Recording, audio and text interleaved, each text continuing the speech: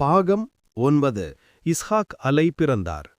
குழந்தை பாலில் சுற்றப்பட்டிருந்தது. முதிய சாரா மகிழ்ச்சியுடன் குழந்தையை தழுவினார். இப்ராஹிம் பெருமிதத்துடன் பார்த்தார். இது குடும்பத்தின் புதிய தொடக்கம். சிறுவயது இஸ்ஹாக் வளர்ந்து கொண்டிருந்தார். இப்ராஹிம் அவருக்கு நல்லறிவு கற்பித்தார். சாரா பெருமிதத்துடன் பார்த்தார். குடும்ப வாழ்க்கை அமைதியாக தொடர்ந்தது. இப்ராஹிம் நபி இரு மகன்களுக்கும் தந்தையானார். இஸ்மாயில் மற்றும் இஸ்ஹாக். இஸ்மாயில் மூலம் அரபு இனமும், இஸ்ஹாக் மூலம் யாக்கூப் அதாவது ஜேக்கப், பனி இஸ்ராயில் அதாவது யூதர்களின் மூதாதையர் வந்தனர். குடும்பம் விரிவடைந்தது. அனைவரும் ஒற்றுமையுடன் நின்றனர். இது இப்ராஹீமின் வம்சாவளியின் ஒரு பகுதி. பல தூதர்களின் தந்தையாக அவர் விளங்கினார்.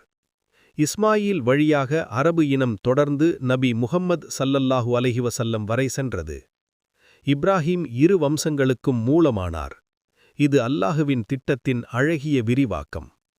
அல்லாஹ் இப்ராஹீமை கலீலுல்லாஹ் என்று அழைத்தான். அதன் பொருள் அல்லாஹுவின் நண்பர். அவர் தொழுகையில் நின்று அல்லாஹுவின் நட்பை பெற்றார். அவரது குடும்பம் மரியாதையுடன் பின்னால் நின்றது. இப்ராஹிம் நபி பல தூதர்களின் தந்தையானார்.